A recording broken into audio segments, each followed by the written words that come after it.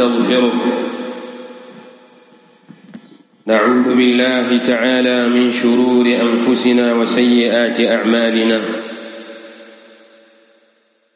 من يهده الله تعالى فلا مضل له، ومن يضلله فلا هادي له. وأشهد أن لا إله إلا الله وحده ربي لا شريك له، وأشهد أن محمدًا عبده ورسوله صلى الله عليه وعلى آله وصحبه وسلم. يا أيها الذين آمنوا اتقوا الله حق تقاته ولا تموتن إلا وأنتم مسلمون. يا أيها الناس اتقوا ربكم الذي خلقكم من نفس واحدة وخلق منها زوجها وبث منهما رجالا كثيرا ونساء. واتقوا الله الذي تساءلون به والأرحام إن الله كان عليكم رقيبا. يا أيها الذين آمنوا اتقوا الله وقولوا قولا سديدا يصلح لكم أعمالكم ويغفر لكم ذنوبكم، ومن يطع الله ورسوله فقد فاز فوزا عظيما.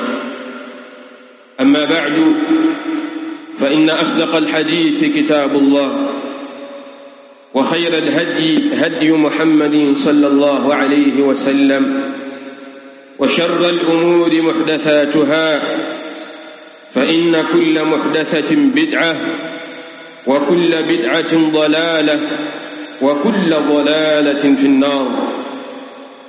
فيا أيها الناس عباد الله، قد أخرج الإمام مسلم بن الحجاج رحمه الله تعالى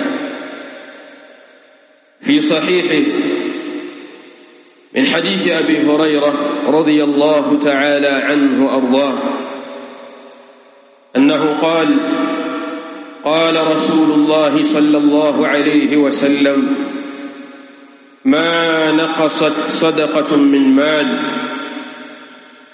وما زاد الله عبدا بعفو إلا عزا،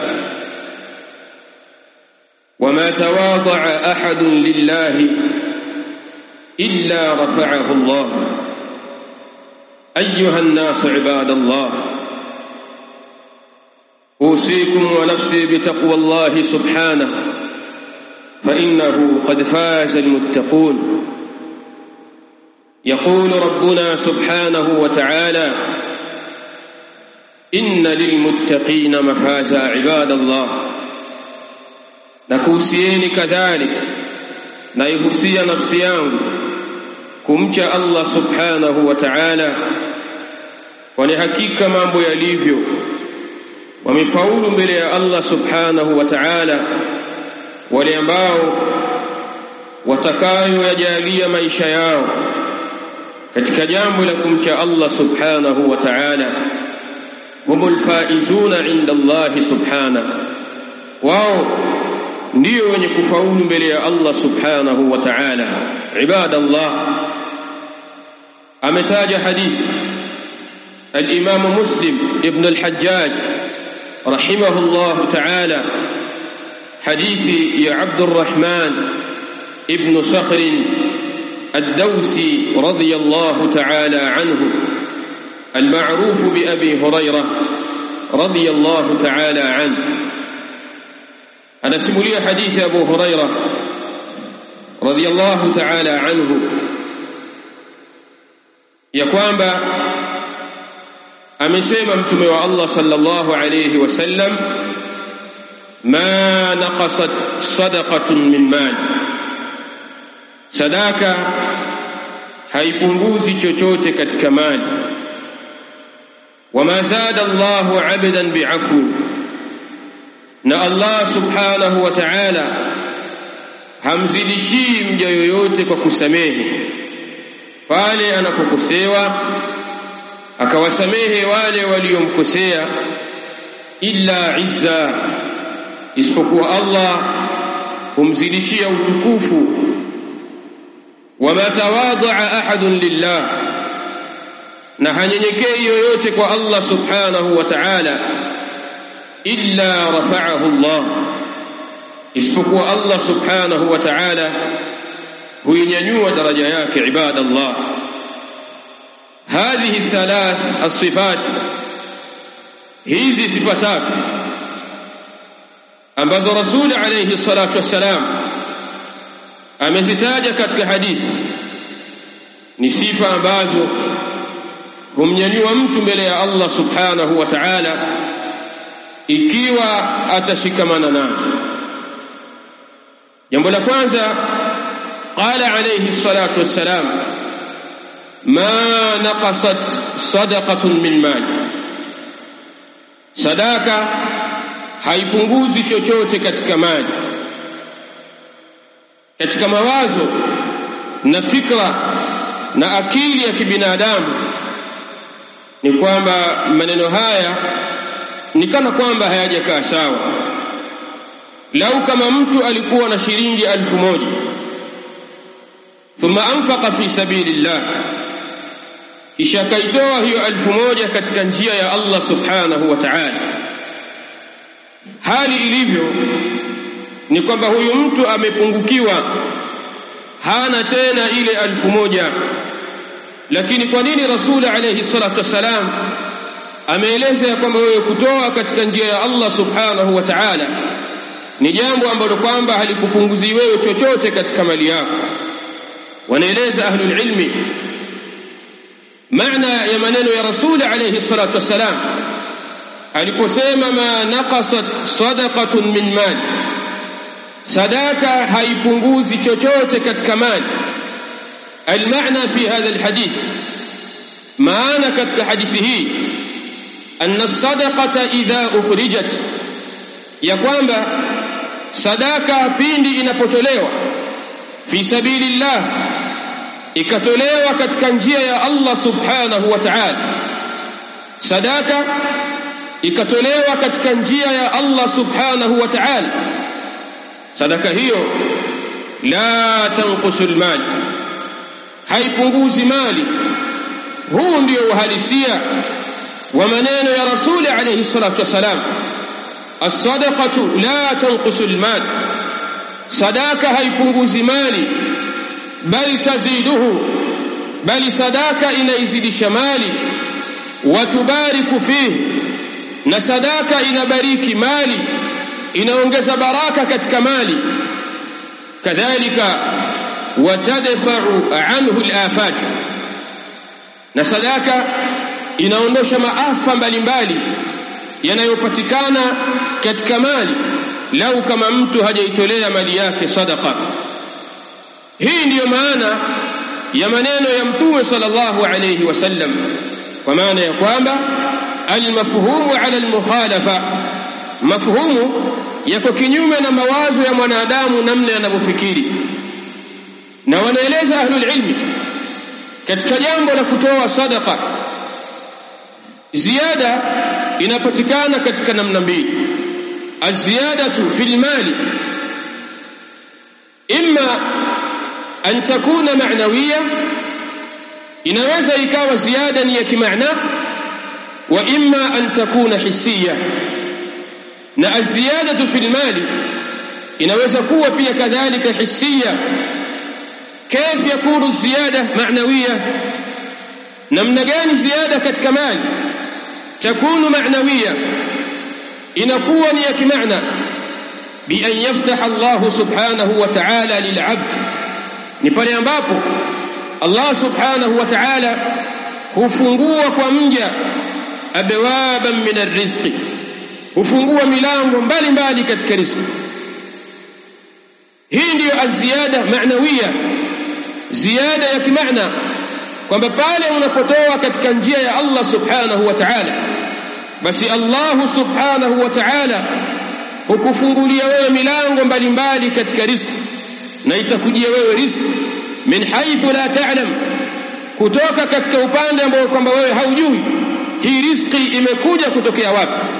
Hiyo ni milango ya Allah subhanahu wa ta'ala aliyokufungulia wewe katika riziki yako.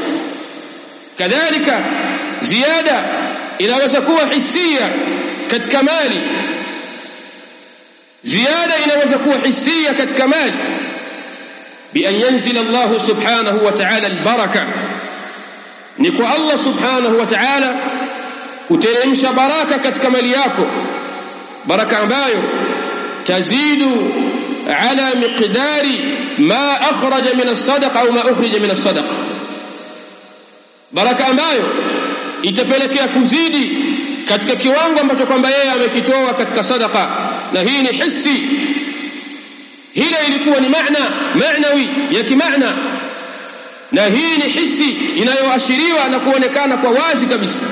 Allah subhanahu wa ta'ala kama umetoa 1000, basi ziada ikapatikana kwa baraka ya Allah subhanahu wa ta'ala kubariki kile ambacho kwamba umekitoa, na miqdar na kiwango na kiasi kikazidia kile ambacho kwamba umekitoa. Hii ndiyo ziada al-ma'nawi. Bali Allah subhanahu wa ta'ala anatuhimiza sana waja wake kukimbilia katika jambo la al-infaq fi sabilillah, kujitolea katika njia ya Allah subhanahu wa ta'ala. Wa anfiqu mimma razaqnakum, natoeni katika vile ambavyo tulivyokuruzukuni, min qabli an ya'tiya ahadakum al-maut, qabla haja mjie mmoja wenu mauti, fayaqula rabbi laula akhartani ila ajalin qarib, kisha akajutia na kusema rabbi, ewe Mola wangu mlezi, laula akhartani ila ajalin qarib, lau ungenichelewesha mimi katika ajali yangu kwa kidogo, fa asaddaqa wa akun min as-salihin, ili nitoe sadaka na niwe ni miongoni mwa watu wema. Na muda huo hautakuwepo kwa wakati huo, hina idhin, kwa wakati huo, muda huo wewe kungojeshwa ili ukaipupie haraka ibada ya al-infaq, ibada ya kutoa sadaka, ili uwe ni miongoni mwa wema. Kwa wakati huo fursa hiyo na nafasi hiyo haikuwepo, haitakuwepo nafasi hiyo. Hivyo utajutia mbele ya Allah subhanahu wa ta'ala ikiwa unachelea kujitolea katika njia ya Allah subhanahu wa ta'ala katika wakati huu ambao ni wakati saa, ni wakati wa wasaa. Allah subhanahu wa ta'ala razaqaka min al-amwal, Allah amekuruzuku katika mali mbalimbali, ukashindwa kujitolea katika njia ya Allah subhanahu wa ta'ala. Faya akhi fillah, utakuja kujuta mbele ya Allah subhanahu wa ta'ala, au utakuja kujuta pale ambapo roho yako itakuwa imefikia katika mishipa ya mitulinga inakaribia kutoka. Utakuja kujuta na kusema ya rab laula akhartani, lau ungenichelewesha mimi kidogo, fa asaddaqa wa akun min as-salihin, kisha nitoe sadaka, niingie katika waliokuwa wema. Watamani kuingia katika watu waliokuwa wema, na hali ya kuwa muda huo haupo tena. Allah subhanahu wa ta'ala fursa hiyo amekunyima, fursa hiyo haipo. Na ndio maana Rasul alayhi salatu wasalam katika da'bu yake, katika mwenendo wake alayhi salatu wasalam, alikuwa hachelewi katika jambo la al-infaq fi sabilillah, kujitolea katika njia ya Allah subhanahu wa ta'ala. Alikuwa wa mbele na wa mwanzo pindi anapogundua tu ya kwamba nahitajika kutoa katika njia ya Allah subhanahu wa ta'ala. قد أخرج الحديث الإمام البخاري رحمه الله تعالى.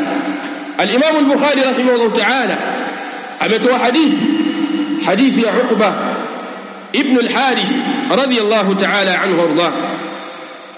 أنا سمولي عقبة ابن الحارث رضي الله تعالى عنه وارضاه.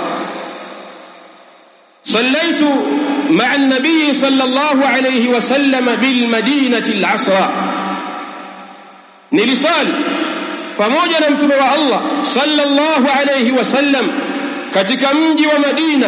Nilisali naye sala ya alasiri, fasallama, kisha mtume sallallahu alayhi wasallam baada sala akatoa salamu, ishara ya kuashiria kwamba ametoka katika sala. Fatakhatta riqaba an-nas, mtume sallallahu alayhi wasallam baada salam, baada ya kutoa salamu na kuleta istighfar, fatakhatta riqaba an-nas ila ba'dhi hujari nisaihi, mtume akaesua shingo za watu waliokuwa wamekaa msikitini hapo katika safu min waraihi, waliokuwa wamekaa nyuma yake Rasul alayhi salatu wasalam, akawapishanisha katika mashingo yao. Lengo na makusudio ni kutafuta njia ya kupita kwa haraka aweze kutoka kuelekea fi amri ma. Fatakhatta riqaba an-nas, mtume akapishanisha mashingo ya watu ila baadhi hujari nisaihi, akaelekea mpaka katika baadhi ya vyumba vya wakeza Rasul alayhi salatu wasalam. Fafazi'a an-nas min sur'atihi, watu wakafadhaika na ile haraka ya mtume sallallahu alayhi wasallam. Baada at-taslim, baada ya kutoa salamu Rasul alayhi salatu wasalam, papo hapo kanyanyuka na kutoka kuelekea kwake. Hili likawafadhaisha watu. Fafazi'a an-nas min sur'atihi, haraka na pupa aliyokuwa nayo Rasul alayhi salatu wasalam fi amri ma, katika jambo ambalo kwamba amelikumbuka akiwa anasali, akagundua ya kwamba kuna jambo ambalo kwamba litamshughulisha, atakikana kulitekeleza kwa wakati huo. Fakharaja alayhim, Mtume sallallahu alayhi wasallam akawatokea wao hao watu. Faraa annahum qad ajibu min sur'atihi, akaona ya kwamba wao wameajabika na ile haraka yake, wamestaajabu ile pupa yake Rasul alayhi salatu wasalam. Faqal, Mtume sallallahu alayhi wasallam akasema kuambia masahaba, kusahihisha yale waliokuwa wakiyawaza katika fikra zao. Dhakartu shay'an min tibrin indana, nimekumbuka mimi kitu katika dhahabu ambayo iko kwetu sisi nyumbani. Dhakartu shay'an min tibrin indana, kwa hakika nimekumbuka kitu katika dhahabu tulionayo sisi katika nyumba. Kuna mali ya dhahabu iko nyumbani. Fakarihtu an yahbisani, mimi nikachukia ile mali mimi kunifunga. An yahbisani, kunizuia ile mali. Wanaeleza ahlul ilmi, Rasul alayhi salatu wasalam alichelea huenda kule kubakia kwa ile dhahabu nyumbani kwake, huenda ikawa ni sababu ya yeye kumfunga katika moto, wal billah. Fakarihtu an yahbisani, nikachelea isinizuie hiyo dhahabu. Faamartu biqismatihi, mimi nikawaamrisha nikatoa amr igawanywe hiyo mali, ipelekwe kwa wale watu wake. Hakadha kana alayhi salatu wasalam, hivi ndivyo alivyokuwa Rasul alayhi salatu wasalam katika jambo la al-infaq fi sabilillah, katika jambo la kujitolea katika njia ya Allah subhanahu wa ta'ala. Kana musri'a, alikuwa ni mwenye pupa. Na Mtume sallallahu alayhi wasallam ndiye al-qudwatul hasana, ndiye ruwaza njema, ndiyo kioo ambacho sisi tunajitazama kupitia kioo hicho.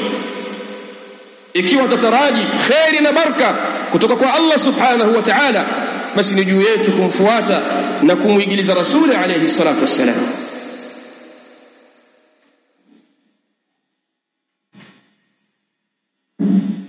Alhamdulillah wassalatu wassalamu ala rasulillah نبينا وحبيبنا محمد وعلى آله وصحبه وسلم. أما بعد، فيا أيها الناس عباد الله،